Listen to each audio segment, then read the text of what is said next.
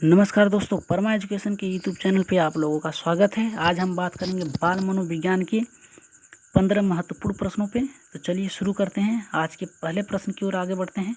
हमारा पहला प्रश्न हमारा है आज का, संवेग व्यक्ति की उत्तेजित दशा है, कथन किसका है? पूछ रहा है संवेग जो है ये व्यक्ति की उत्तेजित दशा है, यह कथन किसका है या किसने दिया है? पहला है जीन पियाजे ने, दूसरा वुडवर्थ ने, तीसरा वैलेंटाइन ने, चौथा रास ने। तो सभी को पता है जीन पियाजे ने संज्ञानात्मक पर दिया है, वैलेंटाइन ने कार्य करने की क्षमता पर दिया है, और वुडवर्थ ने जो है संवेग पे अपना मत दिया है। वुडवर्थ के अनुसार संवेग व्यक्ति की उत्तेजित दशा है। संवेगावस्था में व्यक्ति जो होता है असमान व्यवहार करने लगता है। तो हमारा पहले का आंसर जो होगा वुडवर्थ। चलिए आगे बढ़ते हैं दूसरे प्रश्न की ओर। दूसरा प्रश्न हमारा है, शैक्षिक विकास में मूल्यांकन का अर्थ क्या होता है? पूछ रहा है शिक्षा के क्षेत्र में मूल्यांकन का अर्थ क्या होता है? तो पहला है छात्रों की प्रगति का आकलन करना, दूसरा है कक्षा अभिलेखों का मूल्यांकन करना, तीसरा है कार्य निष्पादन का मूल्यांकन करना, और चौथा है ज्ञान क्षमता का मूल्यांकन करना। तो जल्दी से बताइए दूसरे का आंसर क्या होगा? शैक्षिक विकास में मूल्यांकन का अर्थ पूछ रहा है, तो जल्दी से बताइए दूसरे का आंसर क्या होगा?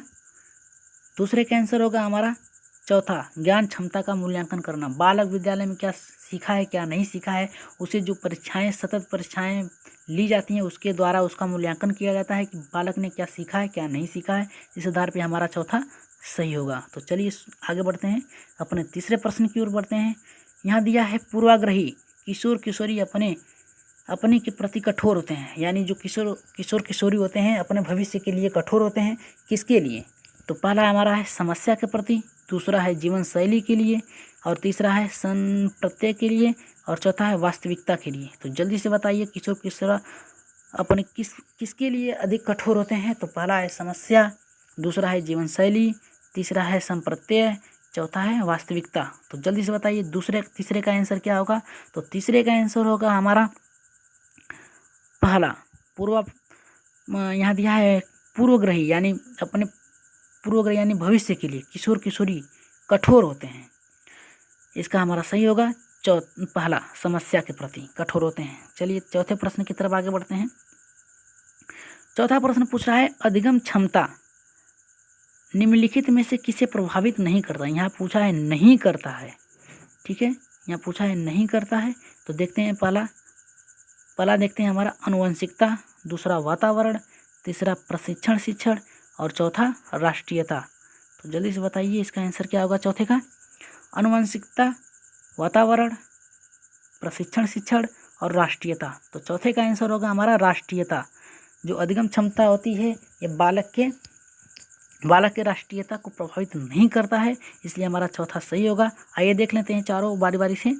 पहला है अनुवंशिकता, बालक के गुण दोष प्रभावित करते हैं।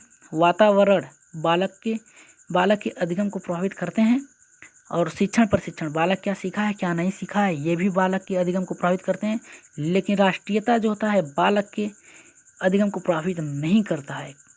तो इस आधार पे हमारा चौथे का चौथा सही है। चलिए आगे बढ़ते हैं, पांचवें प्रश्न की तरफ आगे बढ़ते हैं।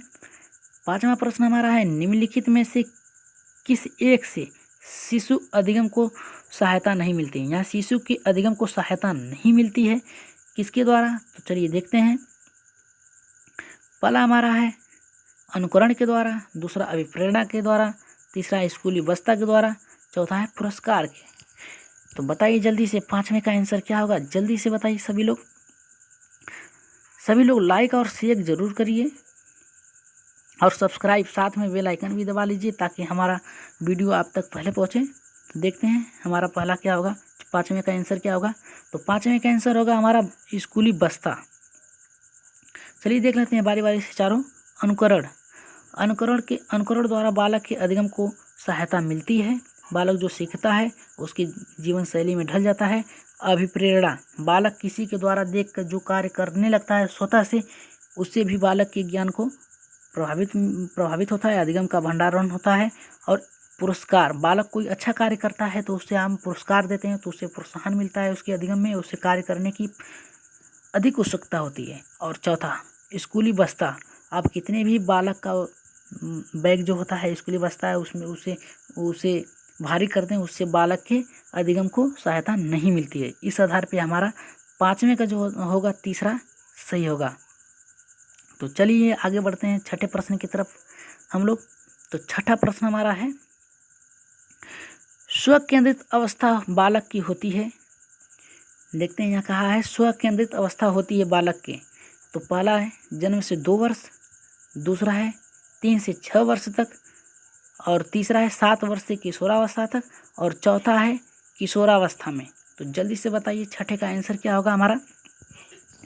तो छठे का आंसर जल्दी से बताइए। तो छठे का आंसर होगा हमारा 3 से 6 वर्ष। आइए देख लेते हैं बारी बारी से चारों को। जन्म से 2 वर्ष तक बालक शैशवावस्था में रहता है, वह स्वयं से सीख नहीं सकता है।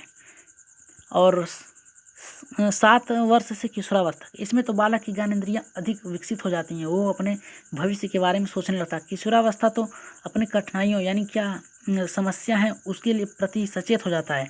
लेकिन 3 से 6 वर्ष में बालक स्वतः से सीखना प्रारंभ कर देता है, यानी शैशवावस्था में हाथ पैर फेंकता है बालक, उसके द्वारा ज्ञानेंद्रियों के द्वारा सीखता है, अपने वाणियों को व्यक्त करता है। लेकिन 3 से 6 वर्ष में बालक देख के अनुकरण करके सीखना प्रारंभ कर देता है स्वतः से। तो चलिए आगे बढ़ते हैं 7वें प्रश्न की ओर आगे बढ़ते हैं हम लोग।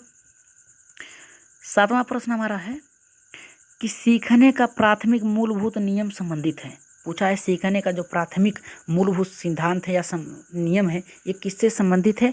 तो पहला हमारा है अभ्यास कार्य से, दूसरा परिणाम की अपेक्षा से, तीसरा है प्रशंसा से, चौथा है तत्परता से।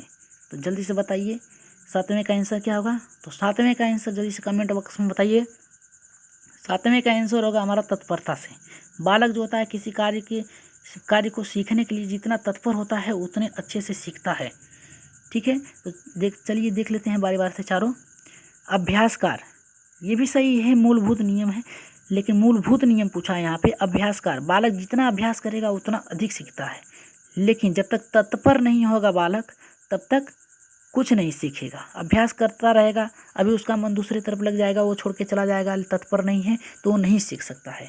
परिणाम की अपेक्षा, यानी बालक जो होता है किसी कार्य को करे नहीं तब तक उसके परिणाम की अपेक्षा कर ले, ये सही नहीं है। प्रशंसा, बालक अगर कोई कार्य कर रहा है उसकी प्रशंसा कर दिया जाए और बालक बीच में ही छोड़ के चला जाए कि हम तो ये कर लेंगे, तो बालक के मूलभूत नियम से संबंधित नहीं होगा। लेकिन तत्परता जो होता है, बालक जब तक तत्पर नहीं होगा किसी कार्य को करने के लिए तब तक बालक सीख नहीं सकता। इस आधार पे हमारा चौथा 7वें का सही होगा। तो चलिए आगे बढ़ते हैं 8वें प्रश्न की ओर।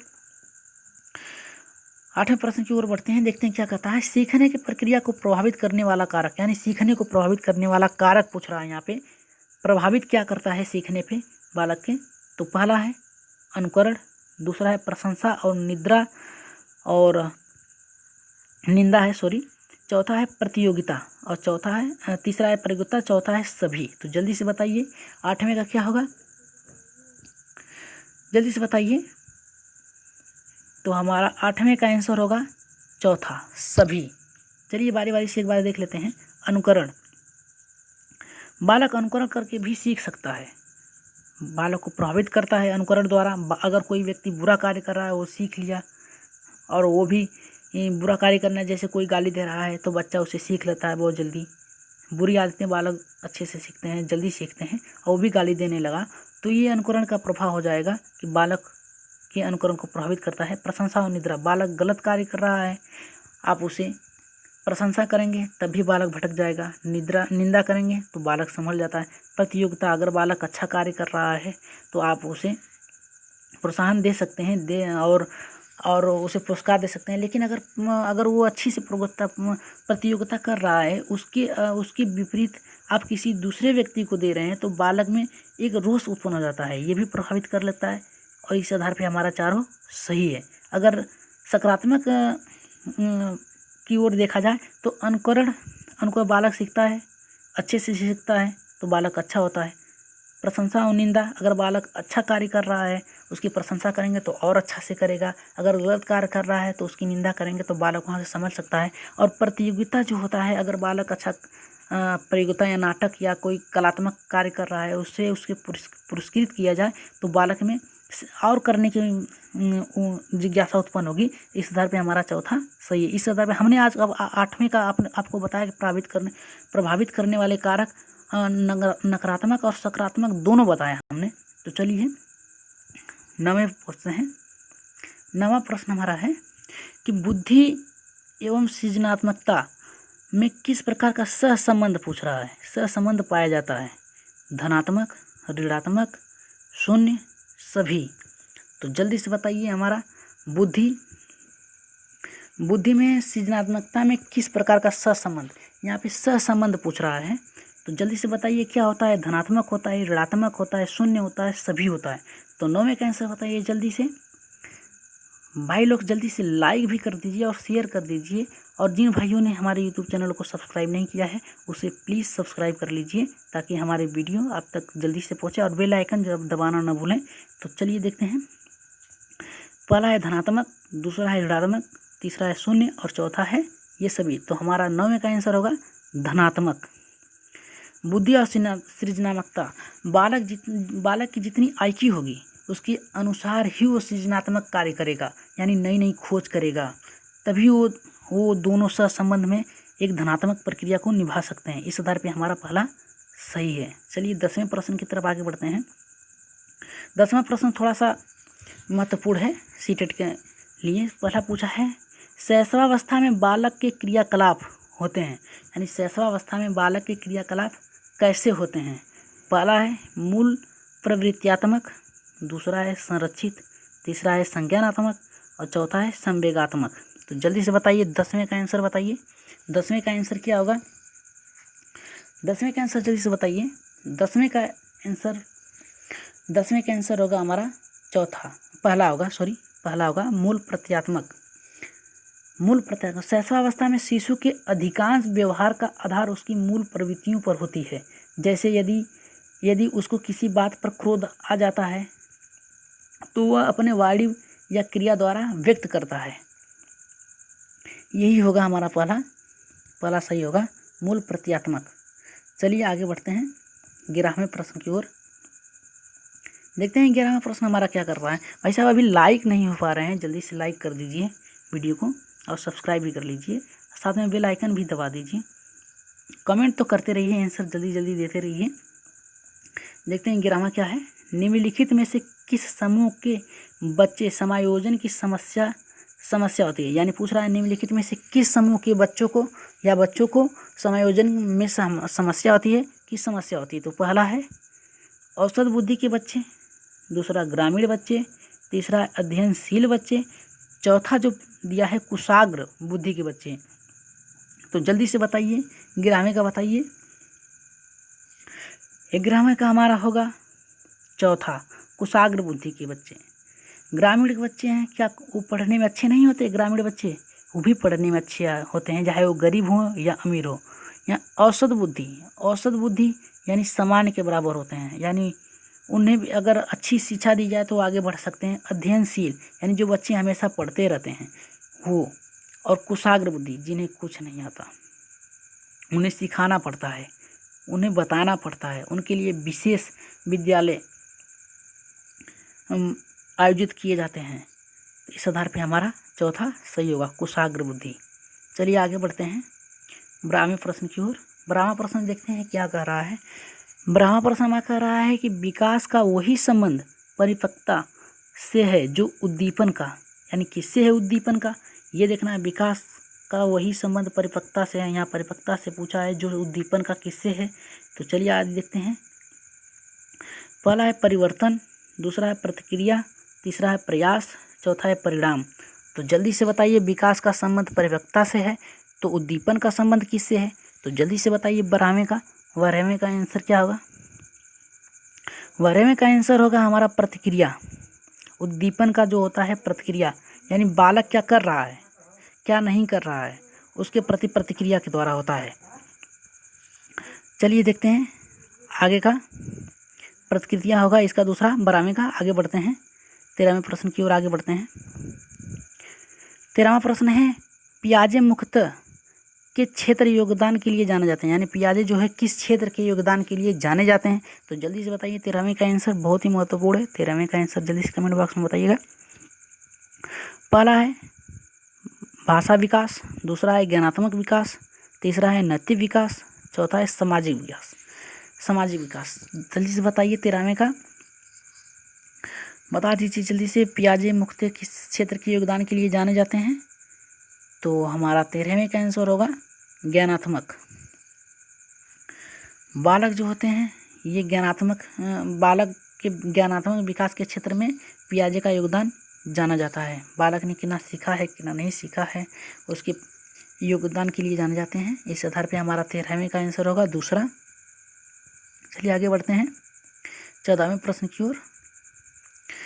14वां प्रश्न है शिक्षण प्रक्रिया में निम्नलिखित में से किसका भली प्रकार अध्ययन रखना चाहिए? यानी शिक्षण प्रक्रिया में निम्नलिखित में से किसका भली प्रकार अध्ययन रखना चाहिए, यानी शिक्षा प्रक्रिया करते समय किसका ध्यान रखना चाहिए? तो चलिए देखते हैं। पहला हमारा है विद्यार्थी की सक्रिय सहभागिता, दूसरा अनुशासन और नियमित उपस्थिति, तीसरा है गृह कार्य की जांच में लगन और चौथा है विषय वस्तु की कठिनाई स्तर। तो जल्दी से बताइए 14वें का आंसर क्या होगा? 14वें का आंसर बताइए जल्दी से। 14वें का आंसर होगा हमारा पहला विद्यार्थी की सक्रिय सहभागिता। चलिए थोड़ा सा जान लेते हैं विद्यार्थी की सक्रिय सहभागिता के बारे में। इसका मतलब होता है सफल शिक्षण प्रक्रिया हेतु यह अत्यंत आवश्यक होती है कि विद्यार्थियों की सहभागिता सक्रिय रूप से हो, अन्यथा अधिगम की प्रक्रिया नीरस हो जाती है। यानी कक्ष में पढ़ाते समय आपकी योगदान में छात्रों का योगदान भी होना जरूरी हो सकता है या होगा, तभी शिक्षण प्रक्रिया सफल होगी। अनुशासन और नियमित उपस्थिति ये भी सही है। अनुशासन रहेगा और नियमित उपस्थिति रहेगी तभी शिक्षा प्रक्रिया अच्छी रहेगी। गृह कार्य की जांच में लगन, यानी गृह कार्य की जांच में लगन ये कोई मायने नहीं रखता कि आप हमेशा गृह कार्य की जांच में ही लगे रहें। विषय वस्तु की कठिनाई स्तर ये सही है कि विषय वस्तु की कठिनाई स्तर यानी जिस स्तर के बालक रहेंगे उसी स्तर के विषय वस्तु को बनाना चाहिए। लेकिन हमारा विद्यार्थियों की सक्रिय सहभागिता यानी शिक्षा प्रक्रिया में बालकों और शिक्षकों की सहभागिता महत्वपूर्ण होती है। इस आधार पर हमारा चौथे का पहला सही होगा। 15वें प्रश्न की ओर आगे बढ़ते हैं। 15वें और अंतिम प्रश्न है हमारा, देखते हैं बच्चों के सामाजिक विकास में किसका महत्व है। यहाँ पूछा है बच्चों के सामाजिक विकास में विशेष महत्व है, किसका है? देखते हैं। पहला खेल, दूसरा बाल साहित्य, तीसरा दिनचर्या, चौथा संचार माध्यम। तो जल्दी से बताइए बच्चों के सामाजिक विकास में विशेष महत्व होता है, किसका होता है विशेष महत्व? तो जल्दी से बताइए। खेल का, बाल साहित्य का, तीसरा दिनचर्या का, चौथा संचार माध्यम का। तो 15वें का आंसर होगा हमारा पहला खेल। प्राथमिक स्तर पे जो बालक होते हैं वो खेल में अधिक सीखते हैं। सामाजिक विकास यानी उनका सामाजिक विकास जो होता है, अलग अलग क्षेत्र से बालक आए रहते हैं, अलग अलग भाषाएं जानते हैं, अलग अलग बातें करते हैं, आपस में खेलते हैं, नए नए खेल खेलते हैं। इससे उनकी सामाजिक विकास पर अधिक प्रभाव पड़ता है। बाल साहित्य इससे कोई मतलब नहीं है। संचार माध्यम बालक प्राथमिक स्तर पर क्या जानेगा। दिनचर्या से कोई मतलब नहीं, लेकिन खेल प्रक्रिया जो होती है सामाजिक स्तर पर बालक के बहुत ही महत्वपूर्ण भूमिका निभाती है। तो ये हमारे 15वें का पहला सही होगा। आज के 15 जो हमारे महत्वपूर्ण प्रश्न थे बहुत ही महत्वपूर्ण थे, इसे याद रखिएगा। तो धन्यवाद, गुड नाइट। आप लोग अपना ख्याल रखिएगा और सब्सक्राइब जाते जाते ज़रूर कर लीजिएगा, बेल आइकन भी दबा लीजिए ताकि हमारा वीडियो सबसे पहले आप तक पहुँचे। धन्यवाद, गुड नाइट।